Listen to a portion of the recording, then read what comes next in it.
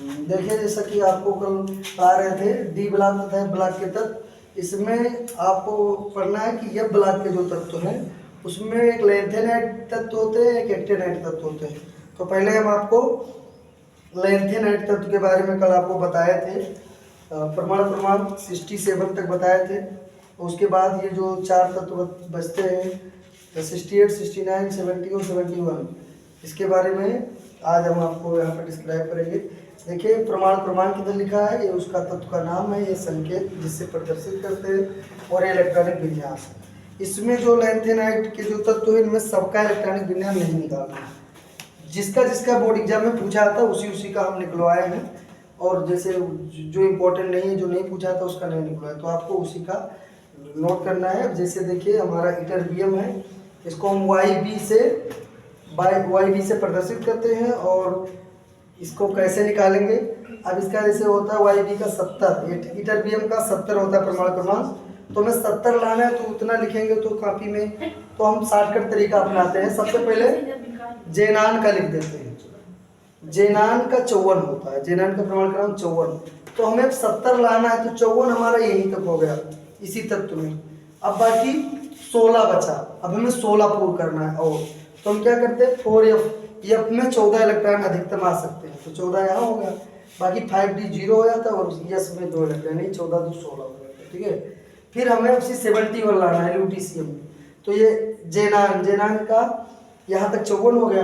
अब यानी कि हमें 17 इलेक्ट्रॉन और जोड़ना है, तो 4f 14 कर देते हैं, 6f2 और 5d1, कुल मिला के ये हमारा जितना पूरा करना था 71 यानी उतना पूरा हो गया। तो देखिए ये जितने तत्व हैं आपको कल हम बताए हैं कि इसमें सिर्फ एक तत्व जो हमारा होता है प्रोमीथियम, वही क्या होता है रेडियो एक्टिव तत्व होता है, और सारे इस लैंथेनाइड में सिर्फ प्रोमीथियम जो होता है जिसका प्रमाण क्रमांक जिसको हम पीएम से प्रदर्शित करते हैं, यही हमारा क्या होता है रेडियो एक्टिव। रेडियो एक्टिव के बारे में कल आपको समझाया था कि रेडियो एक्टिव वो तत्व हैं जिनके शरीर से क्या निकलता है, अल्फा बीटा गामा किरणें निकलती रहती है, वही रेडियो एक्टिव तत्व है, ठीक है। एक्टिनाइड के जितने तत्व हैं लगभग सब वो क्या है रेडियो एक्टिव, लेकिन लैंथेनाइड में सिर्फ एक तत्व है, ठीक है, एक ही तत्व है, वो उसका नाम है प्रोमीथियम, वही रेडियो एक्टिव तत्व है, ठीक है। तो देखिए ये हमारा आपका लैंथेनाइड का जितने तत्व थे उनके बारे में उनका प्रमाण क्रमांक बता दिया, उनका नाम बता दिया, संकेत बता दिया, और इलेक्ट्रॉनिक विन्यास जिसका बोर्ड एग्जाम में आता है उसका बता दिया। यानी कि इटरबियम का कभी कभी पूछ लेता है, आपको याद करना पड़ेगा, ल्यूटीशियम का पूछ लेता है, याद करना पड़ेगा, बाकी आपका थूलियम और अर्बियम इसका कभी नहीं पूछता है, तो इसके लिए उसका नहीं बताया, जो बोर्ड एग्जाम में इंपॉर्टेंट नहीं है, जो नहीं आता है उसको नहीं बताया। अब सबसे पहले हम पढ़ेंगे इसके जो लैंथेनाइड का होता है कि कितने तत्व इसके स्टेबल होते हैं। तो अगला हेडिंग डालेंगे अस्थायित्व, अगला हेडिंग क्या डालेंगे अस्थायित्व, इसकी अंग्रेजी होती स्टेबिलिटी। मैंने आपको कई बार बताया है कि जैसे कुल मिला के पीरियाडिक टेबल में अभी तक 118 तत्व की खोज हुई है। आप लोग जानते हैं कि जितने भी हमारे आवर्त सारणी उसमें 118 तत्व की खोज हुई है, और 118 तत्वों में जितने तत्व हैं वो स्टेबल होना चाहते हैं, यानी अपना स्थायित्व प्राप्त करना चाहते हैं। जैसे आपको एग्जाम्पल दिया था कि अभी आप लोग स्टेबल नहीं, आप लोग स्टेबल कब होंगे जब आपको जॉब मिल जाएगी। अभी आप पढ़ रहे हैं, आपके जीवन का कोई भरोसा नहीं, कहाँ जाना पड़े, मतलब लखनऊ जाना पड़े कि दिल्ली जाना पड़े कि आईएएस की तैयारी करना पड़े, आपका कोई एक निश्चित अभी वो ठिकाना नहीं है, या कोई टारगेट नहीं है। तो जब कोई इंसान पढ़ लिख के कोई जॉब करने लगता है, उसकी शादी हो जाती है, वो सेटल हो जाता है, तब वो क्या होता है उसको बोलते हैं स्टेबल।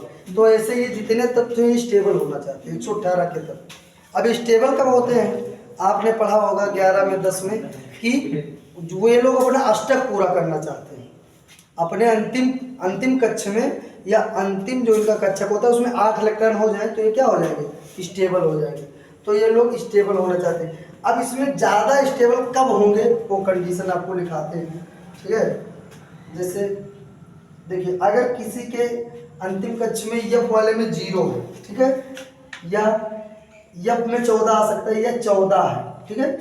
जो हमारा आप जानते हैं 4 कोष होते हैं, के एल एम एन 4 कोष होते हैं, और उपकोष भी 4 होते हैं, एस पी डी एफ। अब कोष किसे कहते हैं, जैसे कोई एक रूम है तो ये हमारा कोष कहेंगे, सेल कहते हैं इंग्लिश में। और इसी में एक पार्टीशन 4 इंची की दीवार एक कमरे में उठा दिया है तो 2 कमरा निकल आएगा, तो वो कोष कहलाएगा, जो उसी में एक कमरा में जो एक दीवार। ऐसे जो कोष होता है हमारा के एल एम एन, तो के में अधिकतम इलेक्ट्रॉन 2 रह सकते हैं, यल में अधिकतम कितने रह सकते हैं 8, यम में अधिकतम, यम में 8, यन में 18, और यम एन के यल के, हाँ सॉरी, के में 2 इलेक्ट्रॉन रहेंगे, यल में 8 रहेंगे, यम में 18 रहेंगे और यन में 32 रहेंगे। लेकिन ये यही खत्म नहीं होते हैं, अगर कोई पूछता है किसके आगे होते हैं तो आपको बताना, हाँ K L M N O P Q dot dot dot कहाँ तक होते हैं, इनफाइनाइट, अनंत तक, ठीक है। क्योंकि हमें सिर्फ केमिस्ट्री पढ़ने में 4 की जरूरत पड़ती है, तो 4 तक ही जाते हैं, बाकी आगे तक होता है। ऐसे जो हमारे उपकोष होते हैं एस पी डी एफ, अब ये इसमें 2 इलेक्ट्रॉन रह सकते हैं ज़्यादा ज़्यादा, पी में 6 इलेक्ट्रॉन रह सकते हैं, डी में 10 इलेक्ट्रॉन रहते हैं, एफ में 14 इलेक्ट्रॉन रहते हैं। लेकिन अगर कोई पूछे कि बताइए उपकोष जो हमारा होता है एस पी डी एफ वो क्या होता है, इतने में सीमित होता है, तो आपको कहना नहीं ये और आगे जा सकते हैं, तो S P D F G H I J K जितना आ जाए आप डॉट डॉट डॉट, लेकिन हमें केमिस्ट्री पढ़ने में 4 का यूज करना पड़ता है, ठीक है। तो जो हमारे, अब हमें इलेक्ट्रॉनिक विन्यास निकालना है, तो सबसे पहले इलेक्ट्रॉनिक विन्यास किसे कहते हैं, कोष या उपकोष में इलेक्ट्रॉनों के, कोष या उपकोष में इलेक्ट्रॉनों की व्यवस्था को ही क्या कहते हैं, इलेक्ट्रॉनिक विन्यास। कि पहले कोष में कितना इलेक्ट्रॉन नहीं, दूसरे कोष में कितना रहेगा। तो इलेक्ट्रॉनिक विन्यास 2 तरीके से निकाल सकते हैं, कोष वाले से निकाल सकते हैं, उपकोष वाले से निकाल सकते हैं। दोनों से आप कौन निकालेगा, वो निकालेंगे तो नंबर मिलेगा, चाहे कोष वाले से निकालो। जैसे हमें निकालना है सोडियम का, तो सोडियम का कितना होता है 11, कितना होता है 11। अब हमें 11 लाना है, ठीक है। तो इसे यानी कि सोडियम का परमाणु क्रमांक 11 होता है, तो उसमें 11 प्रोटॉन होगा और 11 ही इलेक्ट्रॉन होगा, इलेक्ट्रॉन प्रोटॉन बराबर होते हैं। तो हमें 11 लाना है, तो पहले में के हमारा होता है पहला उपकोष, दूसरा यल होता है, यम होता है और यन होता है। अब इसमें 2 इलेक्ट्रॉन से ज़्यादा नहीं हो सकते, मान 8 से, मान 18 से, मान 32 से, ये सब कोष है, क्या है कोष। तो देखिए अब इसमें हम पहले में 2 कर दिए, अब हमें 11 लाना है, अभी 9 बचा, दूसरे में 8 से ज़्यादा नहीं हो सकते, 8 कर दिए, तो पहला कोष भर गया, 2 से ज़्यादा है नहीं, दूसरा भी कोष भर गया। अधिकतम इलेक्ट्रॉन ज़्यादा 8 से नहीं हो सकते, कम हो सकता है, 7, 6, 5 हो सकते हैं। अब हमें कितना लाना था 11, 10 यहीं पे होगा, फिर अंतिम में कितना बचेगा 1 बचेगा, ठीक है। तो जो हमारा सोडियम है, अब ये कितना हो गया 2 कम 8 कम 1, ये इसका इलेक्ट्रॉनिक विन्यास, यानी के वाले कोष में। अब देखिए इसका कैसे बनाएंगे सोडियम का, देखिए ऐसे बनाएंगे, ठीक है, ऐसे बनाएं, यहाँ पे इसका नाभिक होता है, ठीक है, यहाँ पे इसका न्यूक्लियस होता है, ठीक है, इसमें न्यूट्रॉन प्रोटॉन रहते हैं, इसके बगल में ऐसे ऐसे उसका माना सेल बना रहता है इलेक्ट्रॉन का। ये मान लिया हमारा के है, ठीक है, इसमें इलेक्ट्रॉन ऐसे ऐसे गति कर रहा है। फिर दूसरा हमारा कोष होता है यल, अब यल है, इसमें भी इलेक्ट्रॉन गति कर रहे हैं, ठीक है। और फिर हमारा यल हो गया, अब इसको हम मान लेते हैं यम और इसको मान लेते हैं यल, 4 कोष होते हैं, के यल यम, ठीक है। ये हमारा ये वाला के हो गया, ये यल हो गया और ये यम हो गया और ये यन हो गया। अब के में कितने हैं, के में सिर्फ 2 इलेक्ट्रॉन है, तो उसमें 2 इलेक्ट्रॉन बना देंगे, एक यहाँ एक यहाँ, ठीक है। अब यल में कितना है 8, तो यहाँ 8 बना देंगे, 1 2 3 4 5 6 7 और 1 8। अब यम में सिर्फ 1 का है, तो सिर्फ इसको 1 बना देंगे। तो अब देखो ये व्यवस्था ही तो हुई, अरे पहले कोष में 2 इलेक्ट्रॉन है, दूसरे कोष में 8 है, तीसरे में 1 है। तो कोई पूछेगा इलेक्ट्रॉनिक विन्यास किसे कहते, तो आप क्या कहोगे, कोष या उपकोष में इलेक्ट्रॉनों की व्यवस्था को ही हम इलेक्ट्रॉनिक विन्यास, कि उनका कौन में अरेंज करा गया है, कौन में कितना रखा गया है, ठीक है। जैसे भी स्कूल होता है तो उसमें बिठाते हैं 10 क्लास इधर रही, 9 इधर, ये सब बटा तो होता है सिस्टम। तो ऐसे जो इसकी व्यवस्था होती है इलेक्ट्रॉनों की, उसी को हम इलेक्ट्रॉनिक। अब इसे 2 तरह से, ये तो कोष वाले से निकाले हो, ठीक है। अब इसे हम उपकोष से निकाल सकते हो। देखिए उपकोष क्या होता है, हमें सोडियम का 11 लाना है, कितना लाना है 11, तो इसमें उपकोष जानते हैं कितने होते हैं 4, यस पी डी एफ, ठीक है।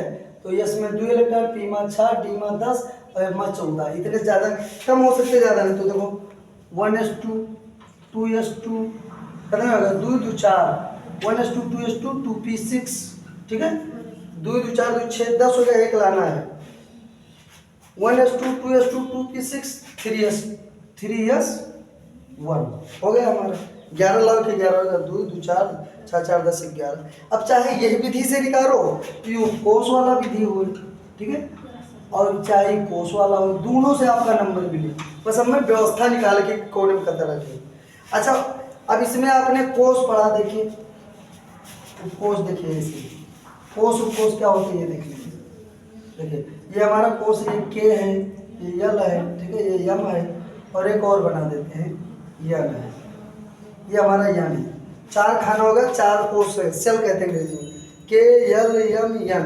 अब इसमें उपकोस कहाँ होते हैं, अब इसी में उपकोस होते, यस पी डी यम, यही कोस रहा, ये जो बैक वाला जो ये उसके बीच में है यस पी डी, इसी में उपकोस होते हैं। तो चाहे कोस से निकालो विन्यास, चाहे उपकोस से निकालो, दोनों से नंबर आपको मिलेगा, ठीक है। तो ये आपको इसे एग्जाम्पल दे रहे थे। तो अब ये सोचते हैं, अब इनके अंतिम कक्ष में क्या इलेक्ट्रॉन है, एक इलेक्ट्रॉन, यानी स्टेबल ना ही, ये स्थायित्व नहीं है। ये स्थायी कब होंगे, जब इनके, अब ये क्या करते हैं, ये जैसे क्लोरीन है, क्लोरीन का कितना होता है 17, 17 लाना है तो 2,8, ठीक है, और 7। अब ये अंतिम इलेक्ट्रॉन, अंतिम में करना चाहिए, चाहे तो स्टेबल हो जाए, अस्थायित्व हो जाए, अस्थायी हो जाए। तो अब ये क्या करता है, एक इलेक्ट्रॉन इसका ले लेता है, ठीक है, और ये लेके Cl लगाते तो Cl माइनस बन जाए। Cl माइनस मतलब ये कितना हो गया, 17 इलेक्ट्रॉन है तेरे पास, ये ले लीजिए तो 18 होगा कि नहीं होगा। और ये क्या किया, अब ये Na प्लस बन जाता है। अब कोई कहे Na प्लस के निकालो तो क्या करो, क्या करो 2,8, यहाँ 10 है तो बचे, अरे 11 रहा, एक दिन नहीं दी से का। अब कोई कहे Cl माइनस के निकालो तो Cl माइनस, Cl के क्लोरीन के 17 होते हैं, एक ले लीजिए तो 18 होगा। तो ऐसे देखो काम नहीं, एक बनी 2,8,8, ठीक है। तो देखिए अब एक क्लोरीन के 17 रहा, क्या होगा 8 2 10 18, एक ले लीजिए, और ये रहा 11 एक डाट। तो देखो एक छोड़ना आसान है लेकिन 7 मांगना मुश्किल है। तो ये क्या करता है, डोनेट कर देता है, दान कर देता है, और ये स्टेबल हो जाता है। देखो 8 इलेक्ट्रॉन है, और ये दोनों क्या करते हैं, आपस में रिएक्शन कर लेते हैं। ये खुद ही देते हैं, एक लड़की का बना लेते हैं NaCl, क्या बना लेता है NaCl, ये नमक का सूत्र है, किसका सूत्र है, साधारण नमक का सूत्र है, ठीक है, जो खड़ा नमक होता है उसका सूत्र है NaCl। तो ये दोनों आपस में रिएक्शन कर लेते, एक उसको देख, अब ये दोनों क्या हो गए, बढ़िया स्टेबल हो गए आराम से, मतलब इनको नौकरी मिल गई, शादी हो गई और सेटल हो गए, अपना कमा खा रहे हैं, ठीक है। तो जब ये जितने तक हैं 118 तक, ये लोग स्टेबल होना चाहते हैं कि हम स्टेबल हो गए, ठीक है। तो ये आपको एग्जाम्पल बता रहे थे, आप थोड़ा समझाने के लिए कि इलेक्ट्रॉनिक विन्यास का जरूरी, अस्थायित्व बता रहे थे कि स्टेबिलिटी क्या होती है, ठीक है। तो इसको मिटा देते हैं, ठीक है। अच्छा, तो सही तो लिखा इलेक्ट्रॉनिक विन्यास, ठीक है। तो देखिए अब देखिए F0 और F14 तथा F7 तथा F7, ठीक है, में अस्थायी होते हैं।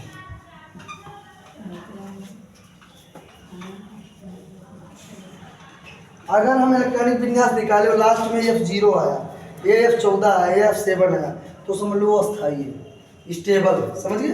अगर कोस वाले से निकाली तो कोस वाले से तो 8 हो चाहिए लास्ट में, समझिए।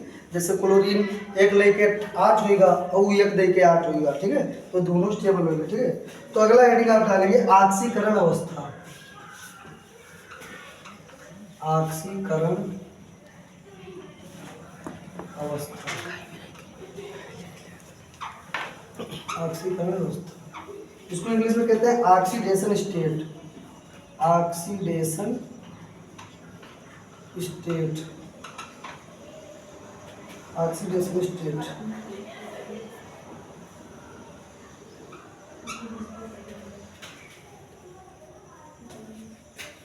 ठीक है। हेडिंग डालिए ऑक्सीडेशन स्टेट।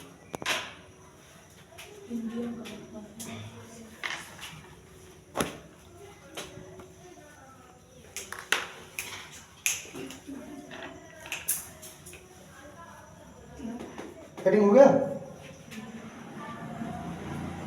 चलिए आप लोग लिखिए, हेडिंग डालो।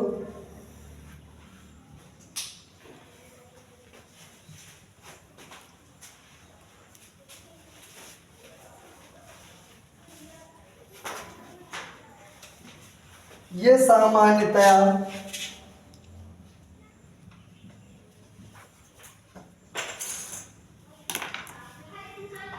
ये सामान्यतया +3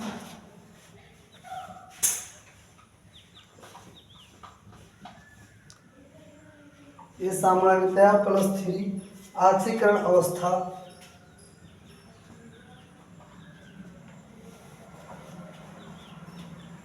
ये सामान्यतया +3 ऑक्सीकरण अवस्था प्रदर्शित करते हैं।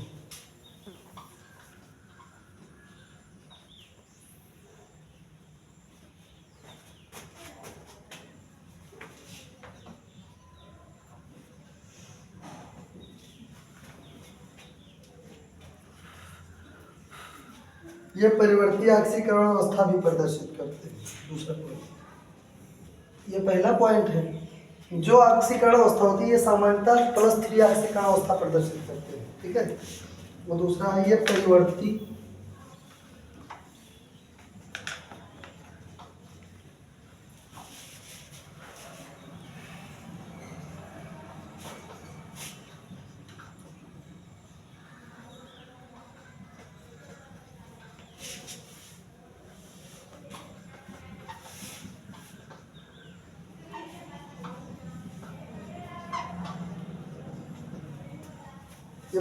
ऑक्सीकरण अवस्था प्रदर्शित करते हैं।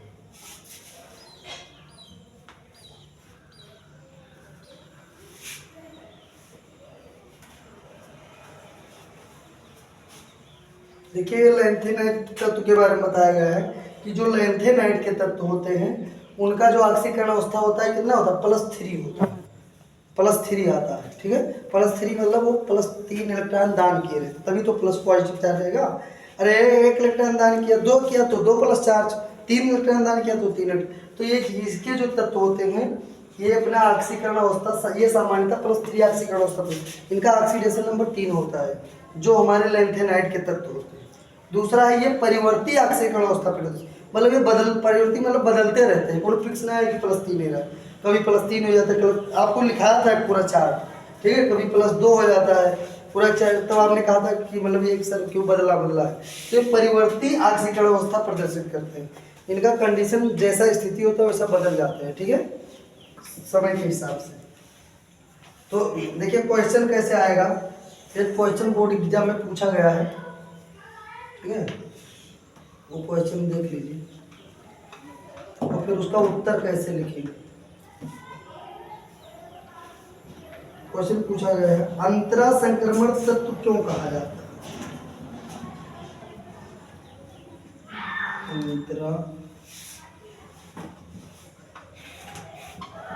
अंतरा संक्रमण तत्व क्यों कहा जाता है।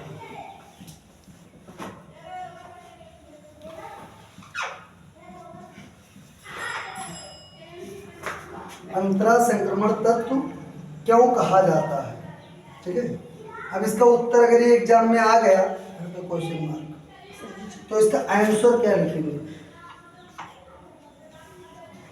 देखिए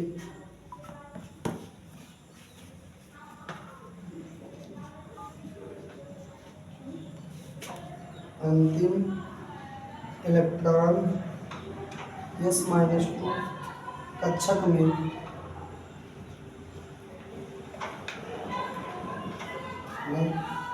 प्रवेश करता है।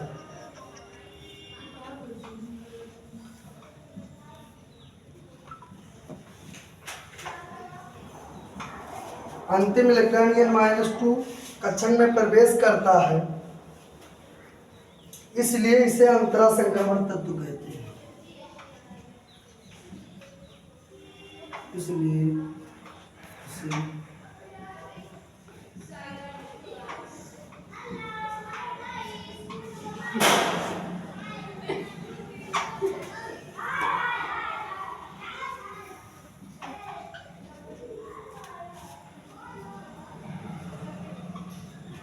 कहते हैं। अगर आपके एग्जाम में आ जाता है कि अंतरा संक्रमण तत्व क्यों किसे कहते हैं, ये वेरी वेरी इंपॉर्टेंट है, ये लिख ले आप, ये बहुत इंपॉर्टेंट है, हर साल आता है 2 नंबर का, ठीक है। तो आप इसे थोड़ा चिन्हित कर लें ताकि आप ध्यान रहे।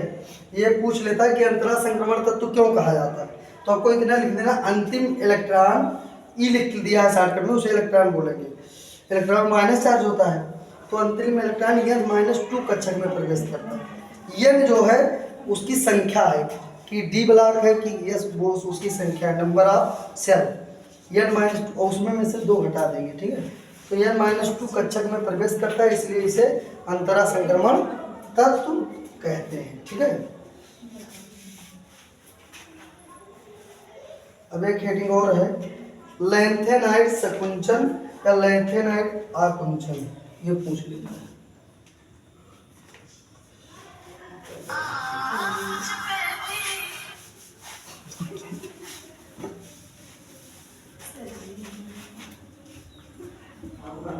बस एक हेडिंग बचा है।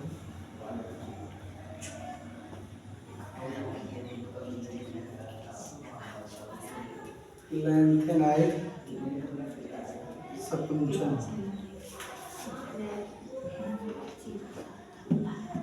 ये तो पूछेगा लैंथेनाइड संकुंचन या पूछेगा लैंथेनाइड आकुंचन, 2 नाम से पूछता है।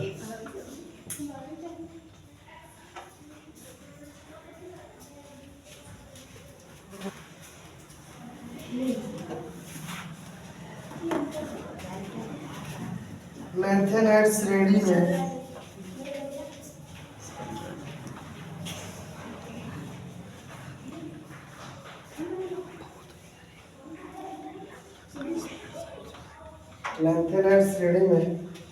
बाएं से दाएं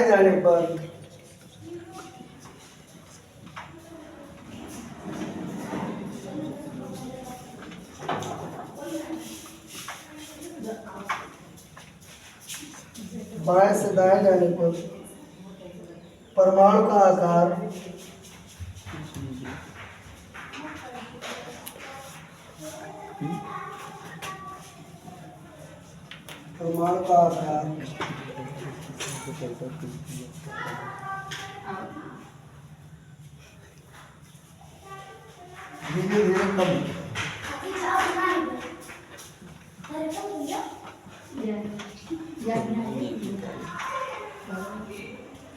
धीरे धीरे कम होता है, जिसको लैंथेनाइड संकुंचन कहते हैं।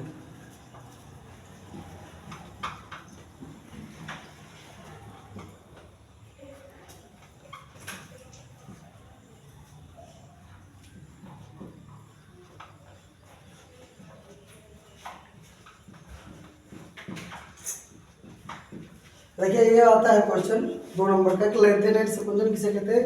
तो लैंथेनाइड श्रेणी में, मतलब ऐसे लैंथेनाइड श्रेणी, तो बाएं से दाएं जब इधर से चालू करेंगे तो धीरे धीरे परमाणु का आकार कम होता चला जाएगा, ठीक है।